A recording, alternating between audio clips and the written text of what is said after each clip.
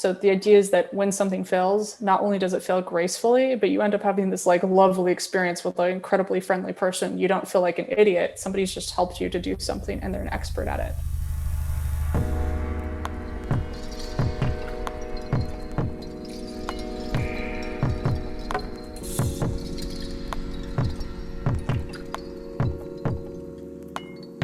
Hello everyone, my name is Stephen Parton and you are listening to the Feedback Loop on Singularity Radio, where we keep you up to date on the latest technological trends and how they're impacting the transformation of consciousness and culture.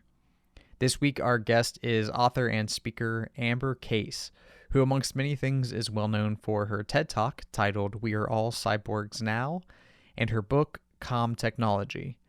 In this episode, we focus almost exclusively on the principles and ideas that Amber puts forth in her book, exploring how we can design technology in ways that won't dominate our attention or undermine our humanity.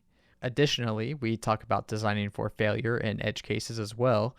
And ultimately, this all comes together in a conversation that is focused on promoting design that is more big picture, more human-centric, and really just more considerate of the actual environment that the technology will actually be used in. As always, you can check the episode description for links to Amber's work, as well as for guidance on how to get more deeply involved with the Singularity community. But in the meantime, let's go ahead and get into this episode. So everyone, please welcome to the Feedback Loop, Amber Case. So to start, maybe you could just talk a little bit about what motivated you to write Calm Technology and what are some of the key concepts that you were putting forward in the book. Calm Technology is a set of principles that were resurrected from Xerox PARC in the 90s about how we could create technology that allows us to be smarter humans instead of having smarter machines, and to work with our attention instead of against it, and to put more information in the periphery instead of having it in our faces all of the time. It also goes back to the idea of early technology that was alongside us as a tool, not doing a zillion things on our behalf and then breaking in awful ways. Not to say that how we build technology right now is bad or good. It's just that if we refocus and have a larger perspective on it, we're more likely to make technologies that last a long time, also make money and are sustainable and are a wonderful thing that blends into our lives instead of distracts us from them. And like what for you personally really made you want to get involved with that? Like you took the work from Xerox PARC and that's beautiful, but like what for you was like the really like strong urge that made you think this is important? I came across Calm Technology when I was writing my thesis on mobile phones in 2007 when the iPhone had just come out. And John Seely Brown, Rich Gold, and Mark Weiser had created this beautiful paper that said like the coming age of calm technology, that at one point many people would share one device, one mainframe computer, and eventually many devices would share each of us. And at that point, the scarcest resource would not be technology, it would be attention, and how technology made or broke our attention would make or break that technology. They had a couple of principles, and I sat there thinking, why has no one remembered this? They wrote this before ubiquitous computing. Mark Weiser and Rich Gold both passed away. John Seely Brown ended up being on the board at Amazon and helping with a lot of behind the scenes things there. And I waited, and then I finally said, I'm going to write a book on this. It's all public domain, open source. I don't want to ever copyright it. This is free information for everyone. But I think it's really crucial that it exists. And so I expanded the principles out to 8 principles. And now lots of people from Google's wellness guidelines to Microsoft's Windows 11 to a couple secret, very large projects that I'm working on across like probably 20 or 30 different industries at this point. Wow. Have integrated Calm Tech principles into their companies. Can you touch on a little bit what some of those principles are? Sure. The first principle of Calm Technology is that technology should require the least amount of attention. And technology can communicate through a bunch of different senses, but it doesn't need to speak in a human voice. Sometimes when you have a technology speak in a human voice, you expect to be able to respond to it at that same level. Very rarely do we want to talk to a machine and have it talk back to us. And sometimes it's very helpful, but most of the time, like, you would never want to play Mario Brothers with your voice. A direct input is often better, but you can create a lot of ambient awareness through different senses. And I think that's really important, that we are really focused on visuals right now, but we have so many extra senses around us, like just hearing a small tone or touch or any of these things, or even like using a foot pedal. We use that for trash cans. We use that for sewing machines. We use it in the car. That it extends your ability beyond just eyesight. And it doesn't require you to take all of your attention away from your task. You can still get the information. So one of the things that was designed by my old co-founder is he took a Hue light bulb and had a cron job run and just grab a weather report, and it would just change the color of the light to what the weather report would be for that day. So we see a lot of these like commercials where it's like some lonely white guy in his very expensive apartment in San Francisco, somehow without any noise pollution because it's up off the ground. And the first thing that happens in the morning is like the female disembodied voice tells him about his day. And people have known that have had that in the morning. It's like the first thing, you don't, like, people might grab their phone in the morning, but they're reading it quietly. The whole point is, by the time you walk and you get into your kitchen and you don't have to look at the weather report, you can feel the color of the light and understand what it's going to be for the day. And if you wanted to, you could look in a higher level of detail on the wall. This kind of level of detail approach is ambient awareness, this kind of information synesthesia that Ishan Shapiro kind of talks about, is that you don't have to have all of the information to be able to decide whether you want more or not, but it should be the individual's choice as to whether they want more information. Just with a little bit, you can feel something, and transforming that information from one sense to another, like whether a sink tap is hot or cold, can be shown with an LED color. So you turn on your shower and you know what color purple you want the shower to be. Or in the sink, you can tell if it's too hot to touch. We see this in a lot of blue collar trades, like plumbing. Like they'll coat the pipes a different color based on whether it's hot or cold.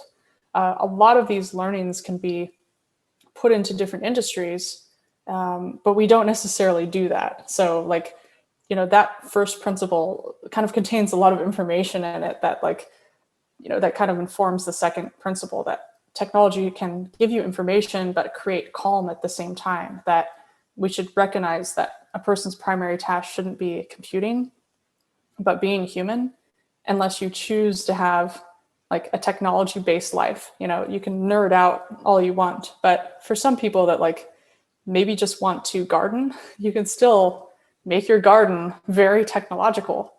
But you shouldn't have to maintain those systems unnecessarily. And this kind of thing I grew up with because we lived in Denver, Colorado. My mom had a baby grand piano that I used to sit under and listen to the low frequencies. But the dry air made it so that you actually had to water the piano. You had to like give it water and it would humidify itself so it wouldn't like warp. And when you needed to water the piano, this kind of amber, orange, yellow light would turn on the piano. It wasn't a bright blue light, and it definitely didn't say, please water the piano, at 3:00 in the morning. And it was interesting because here we have this elegant Steinway & Sons baby grand piano from my grandmother, like the only like important heirloom that we've ever gotten that's shoved increasingly into a smaller and smaller space. And how do you make that elegant? How do you have a technology that matches the elegance of the piano? You don't want a giant interface on your piano. You definitely don't want to connect your piano via Bluetooth, cancel hanging out with like the music in your house, and then have it text message you that the piano needs to be watered because you're going to be annoyed. So having that really tiny light turn on when the piano needed to be watered was kind of a revelation for me. It was also my childhood chore to water the piano. So whenever this light would go on, I would, take out the watering can and water this piano. And also, my dad kind of set this thing up as well, where he noticed that I would argue with him about my bedtime, which was at 8 p.m. And instead, he took an X10 controller, plugged it into the wall, and set a timer to have this kind of amber color light turn on at around 8 p.m. And I couldn't argue with the light, nor could I move it or unplug it because it was behind a very heavy bookshelf. But this small indicator was not something that you needed to know about. A guest could come into the house and be like, oh, what a cute light that just turned on. So it was kind of like known to us, but considered decorative to the outside world. And I think that like layered system of meaning is quite cute. Like you see this in Japanese gardens as well. There's like little paths that have little stones in the way that are basically like, don't go on this path. It's so simple. It's so nuanced that I think we can learn a lot, especially from Japanese design, and that nuance about how we build things is super crucial. Whereas when we look from the American perspective, things are often very overt and short-term and need to be maintained a lot.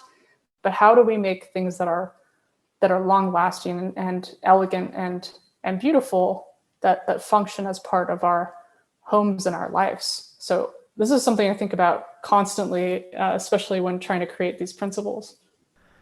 I'm thinking right now, first of all, that if you ever write an autobiography, it has to be called Watering My Piano. I think I want to start with that.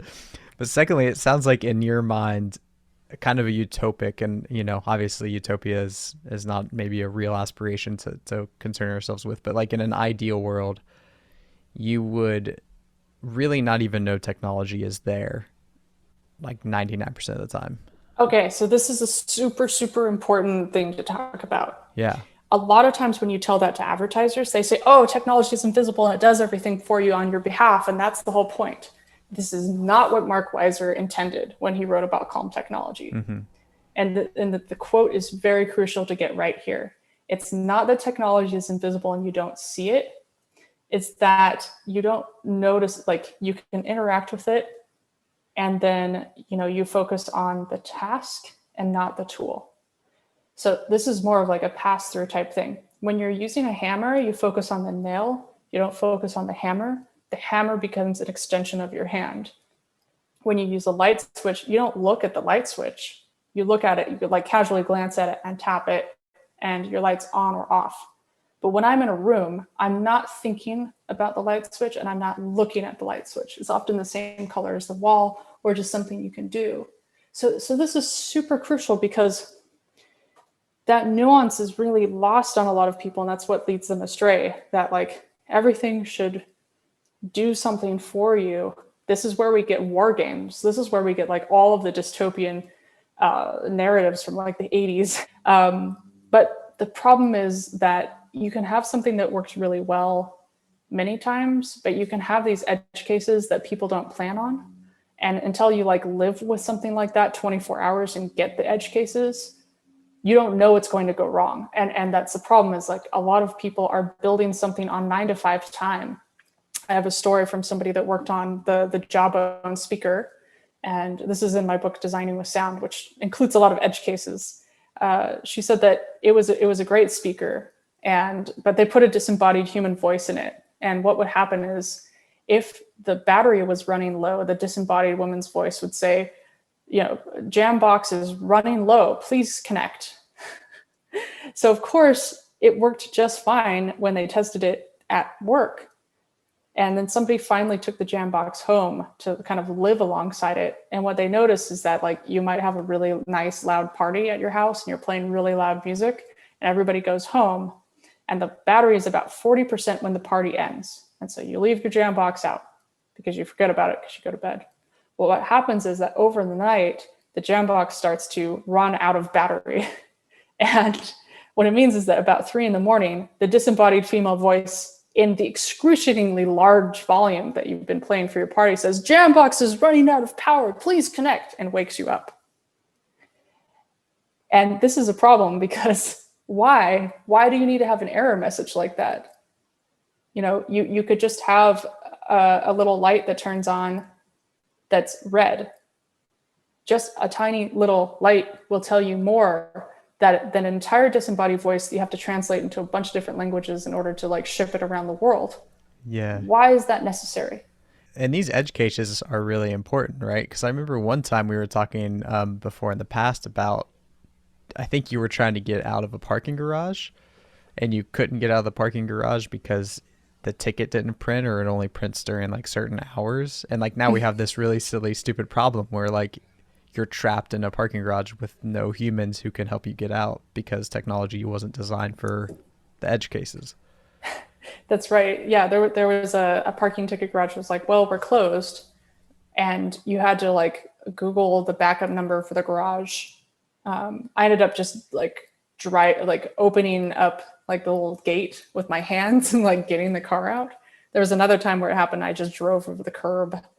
But there was no information about when it was closed. And I think this is kind of the problem when we try to automate so many things and then we get stuck in the edge case. And I think there's another story from NPR that's really helpful here.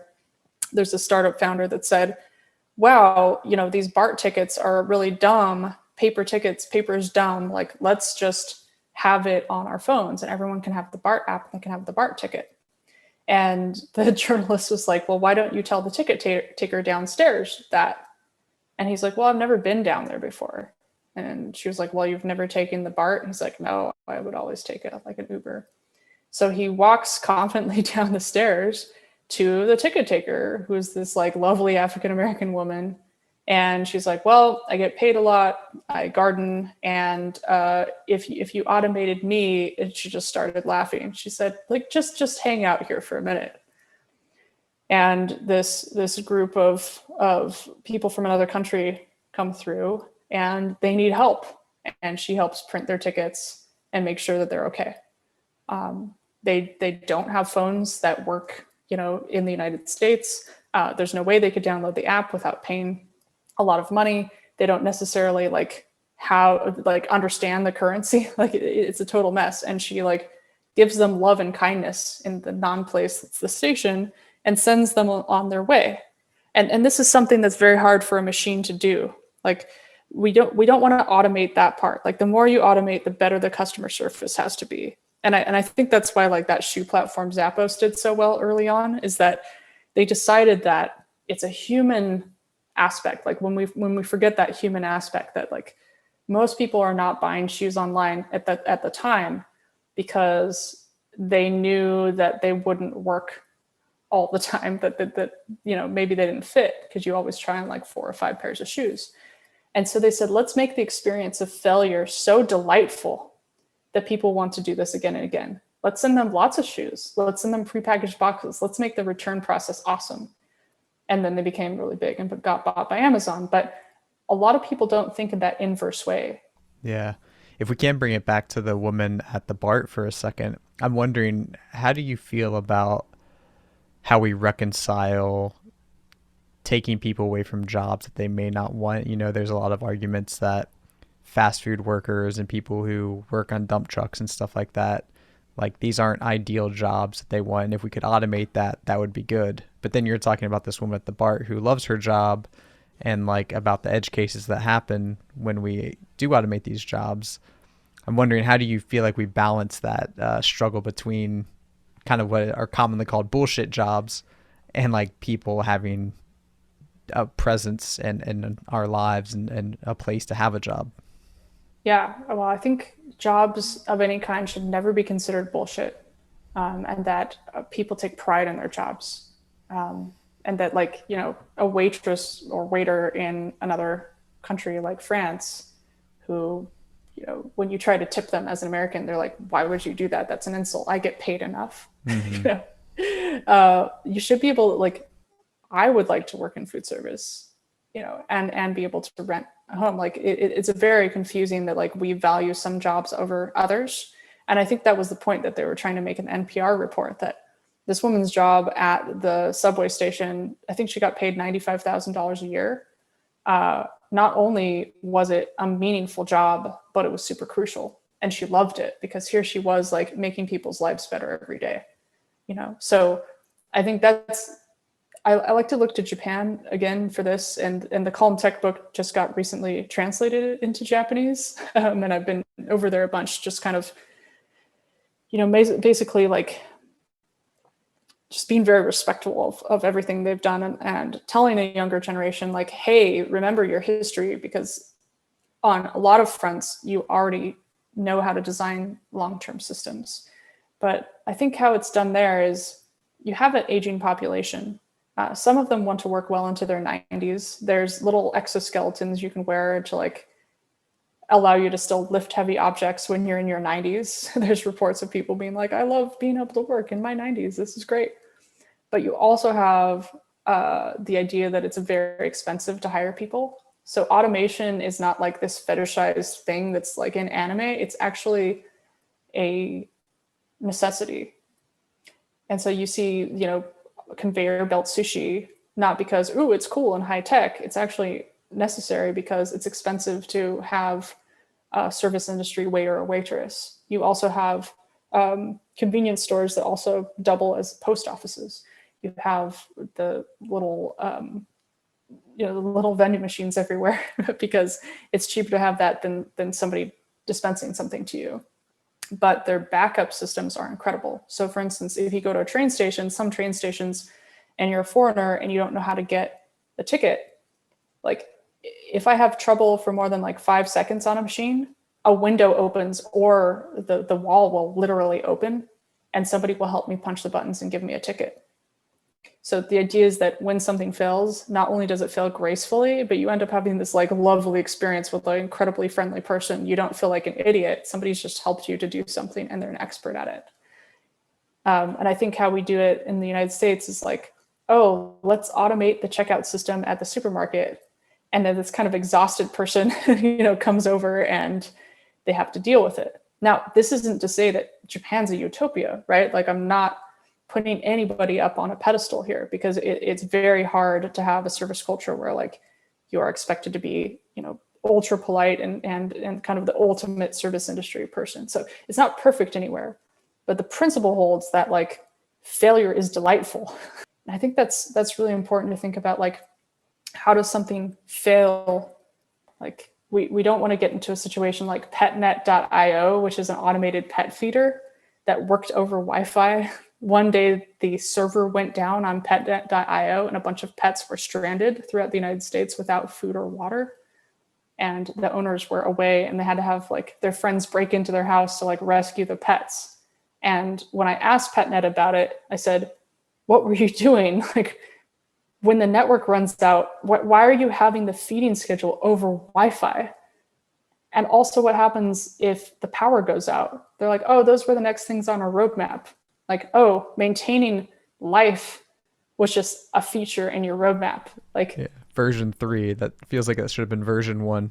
Yeah. So it's like, well, how do you get away with not being able to think so deeply about something, you know? And it's not a fault of tech. It's not a fault of anything. It's that, you know, if you think like indigenous style, you're thinking about at least 7 generations at a time. If you think about city planning, urban planning, they're thinking about like at least 50 years at a time. A lot of companies in Japan think 50 years at a time. That's not to say that we should always do that. But if we thought even a little bit longer perspective and did a little research, we wouldn't have to make as many mistakes all the time that might cost an animal's life or a human's life as we go closer. And on the other hand, it's not that like we shouldn't do that, but we should, and we should be able to have safe places to play so that, you know, machine learning can learn and have fun and make mistakes, because at this point we're raising some of these technologies alongside us. But we can save so much money if we just do a little bit of research, because technology, even though it seems to change, I argue that like we still have the same technology and human universals, no matter what era it is. It still needs to work well alongside us. It doesn't need to like look, you know, really fancy. It just needs to work. And I think that's the big discrepancy, is that we think things need to be so shiny and amazing, and reality They don't need to be so shiny at all. Fair enough. I realize we're running close to time here. I wanted to get into NFTs and micropayments and all that stuff with you, but I don't think we're going to have enough time. So maybe we should save that for another time. Sure. Yeah. Right now I'm a Mozilla Foundation Fellow, and I'm studying micropayments and web monetization. And I think over time, like by the end of the year, I'll have a couple of reports on that. And the TLDR on that is that when Tim Berners-Lee created the web, there were a bunch of different error codes. The most popular that we know is 404, like page not found. But one of the overlooked ones is 402, payment required. And it says reserved for future use. There's no real standard that got invented, kind of a payment protocol. And so we have things like Venmo and PayPal, and we don't necessarily have the wide adoption of web wallets yet. So the idea is that people working on protocols in this space have a chance to make something that is elegant and easy to use that will replace a lot of the credit card transactions online, where the wallet becomes your identity and perhaps an NFT becomes your authenticator. That if you have this NFT, you have a membership and you can go across all these sites. So it's not like you need to have a $30,000 Bored Ape NFT, but literally a small membership token becomes your passcode into the system.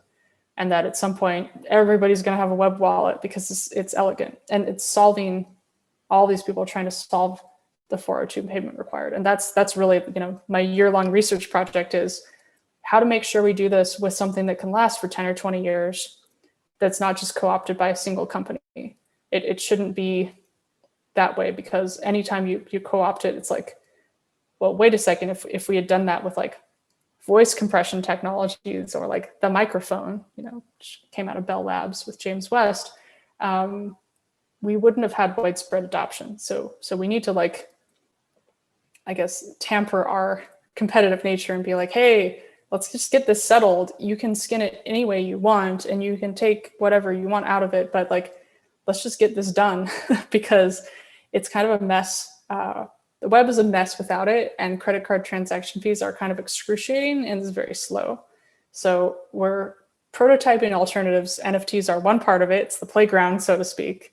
And there's also a bunch of other networks and providers that are working on it. So more later. Yeah, appreciate that. Well, Amber, thank you so much for taking the time. And I look forward to round 2 where we can dive into NFTs, because I feel like I have a lot of questions, like everyone else, that I would love to get some answers on. Sounds good. All right. Well, we'll talk to you soon then. Thanks again. Thank you. Bye.